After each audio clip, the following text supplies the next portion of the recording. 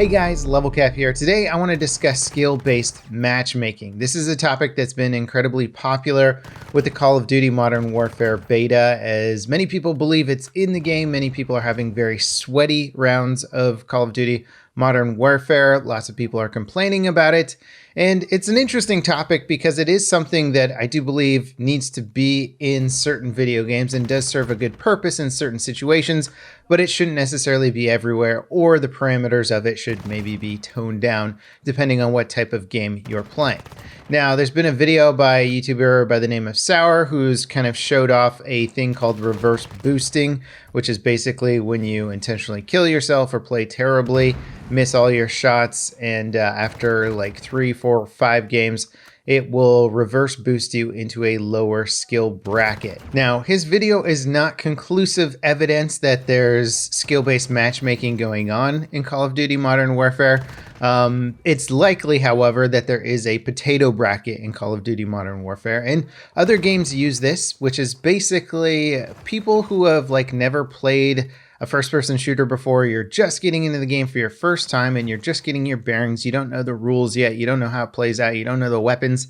It can put you in this bracket so you can sort of have a couple rounds or weeks or however long it takes you just to get your bearings down before you don't totally suck, and then maybe move out of the potato bracket into the rest of the player base, you know. And this is a useful tool for just getting new players into a game, right? You don't want to throw them in with some of the best players in the world and just have them have a terrible time right away. So that's something that I do believe exists in Call of Duty, and it does exist in other games out there. The thing that I think the community is sort of concerned about whether it exists is there like a low skill, high skill, god tier bracket that you can get put into that sort of exists underneath the hood of Call of Duty that you're not aware of.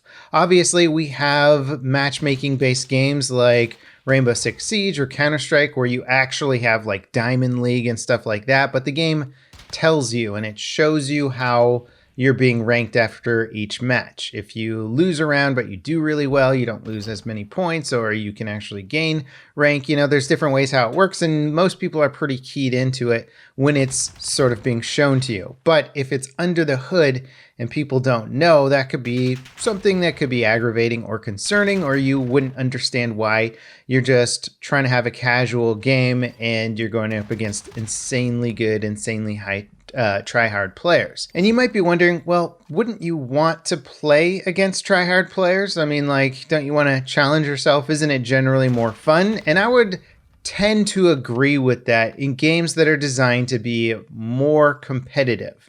And the problem with the Call of Duty scene is that it's a very fractured community. You've got this one side to it that's highly competitive. They focus on esports. They've got the gunfight mode 2v2, which is an awesome mode, by the way.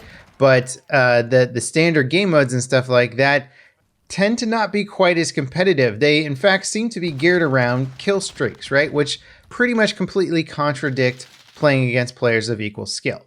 If I'm put into a 20-player game of clones of myself, all that have the exact same skill level that I do, and I'm trying to get a 15 kill streak thing going off where I can call in some cool thing or call in a nuke, you know, like the odds of me ever getting a nuke playing in a match of players of my identical skill are so low, it's pretty much impossible. Like, it's just not going to happen. So on one hand, you've got a game that seems to like have this competitive aspect to it and challenging yourself and wanting to play like against players of equal skill. And then on the other hand, you've got this kill streak meta behind it that's saying, no, you got to dominate this many players without dying in order to get these cool kill streaks. And those just aren't going to happen if the game does have skill-based matchmaking, or at least if the game has more aggressive skill-based matchmaking. It's hard to say because obviously Activision has to tell us how it works, and they're probably not going to do that because they don't want people to abuse the system. Now, I want to talk about some of the pros and cons of skill-based matchmaking and where I think it should be used or where it's appropriate to be used. Now, if you're playing a game like Counter-Strike or Rainbow Six Siege, it's not based on kill streaks. It's not necessarily based on pub stomping. A lot of it's just about having fun. If you want to have lols and memes and all that stuff, you can play casual on like Rainbow Six Siege. And I think Counter-Strike has a casual mode now too, which is less about matchmaking and stuff like that. But most of those games, when you are playing on ranked and you're matching in the leagues, the whole point and the prestige of the game is to rank up, get into higher skill leagues. So obviously the whole game is built around skill-based matchmaking, but the games show you how it functions. It shows your matchmaking rank. You know where you stand. You know where you stand against other players that you're playing against. It's something that is represented in-game and all players understand how it works. Now, if you have a skill-based matchmaking system that is under the hood, where basically your matchmaking rank is not displayed on the scoreboard and you don't know who you're matching against, then you don't really know if you're just having a bad game, if you're sucking, if everybody else in the game is incredibly good. It's hard to judge how you as a player are doing if the whole system is underneath the hood. Whereas if I'm playing, say, Global Elite in Counter-Strike and I have a positive KD game and we win, then I'm going to be pretty happy about that, right? Because you're playing against some of the best players in the world, evenly matched against you, and anybody seeing me play Global Elite and seeing even me just barely breaking even with the KD or going positive KD is going to be like, yeah, well, that's a very good player because they're playing in Global Elite right now. If that's all under the hood and I get a positive KD game with no reference point at all for the ranking level or the skill level of my opponents, then it doesn't mean as much, or it's hard to equate that to anything meaningful. And so that's my issue with having an under the hood matchmaking, skill-based matchmaking system. It's detrimental for players to try and ascertain if they're playing well, if their enemies are playing well, what exactly is going on. Also, any game like Counter-Strike or Rainbow Six Siege that is highly competitive also has its casual mode for players who do not want to play quite as aggressively. And so, to me, all of Call of Duty feels more like it's casual, right? It feels more like it should be a casual mode unless you want to play a ranked or more competitive mode. For example, Gunfight feels like a mode that would do really well with aggressive skill-based matchmaking, even having your ranked tiers in there. So basically you're like, okay, I'm playing Global Elite in Gunfight right now, 2v2, highly competitive, highly strategic. I want to go up against players of equal skill. Like I was playing it the other day and it wasn't fun to stomp on people in that game, which was just happening over and over and over again. And I eventually got bored of it. I was like, you know what? The only really fun game I had was the one that I lost when I went up against somebody who was actually a really freaking good player. And I was like, okay, cool. Like this is fun. This was challenging.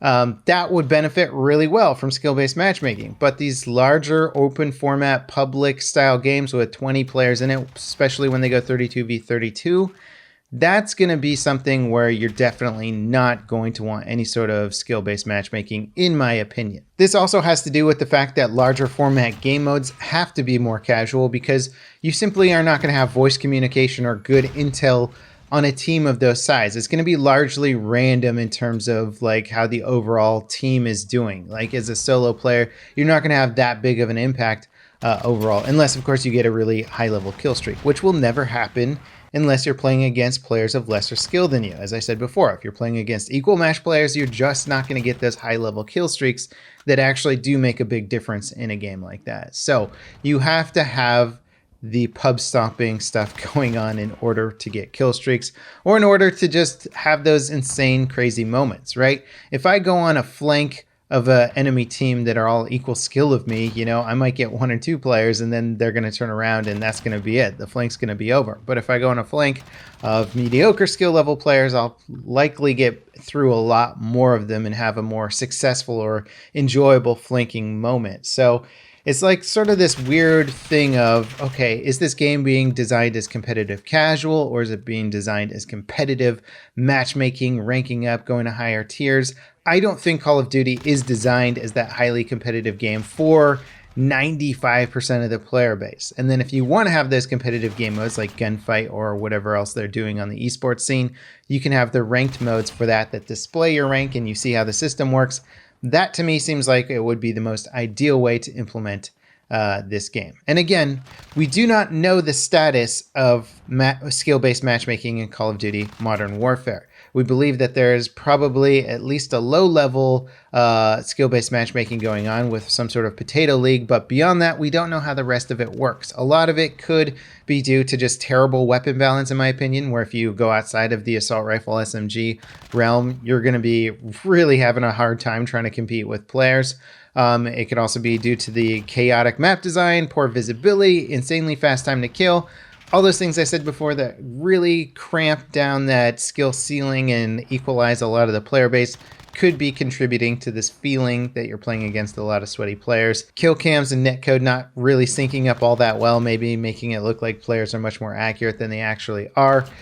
It's hard to know, but I do think that there's something going on in the game. It does feel oddly sweaty, even for me. And when I want to do well, basically, if I want to see myself on top of that scoreboard, I have to slow down. I have to play with some of the best skins in the game, and I have to play in a style that's really not that enjoyable to me. Kind of campy, sort of more passive, sort of just watching angles. And you could say, oh, well, that's strategic and skillful. Yeah, but it's not as fun. And I think that's where a lot of the complaints are coming from. People want to be able to play a little bit more loosely, a little bit more open format, and still get some kills and still have some fun with it. And it does seem to be something that's very difficult to do in Call of Duty Modern Warfare right now. Whether or not that's specifically related to skill-based matchmaking, the overall game design, maybe a combination of the two, is something that I can't say for sure. But hopefully videos like this or anything that the community is talking about will give the developers feedback, and they can at least look into it and be like, okay, well, is it map design? Is it gun design? Is it skill-based matchmaking? Let's make some tweaks and try and make the player base happier overall. Anyway, guys, thanks for watching. Let me know what you think about this whole thing in the comments down below. Have you been playing Call of Duty? Have you been feeling like the game has been extremely sweaty, like very try-hard the whole time you're playing? Or has it been relatively pleasant overall? Thanks for watching, guys, and I'll see you next time. This is Level Cap, signing off.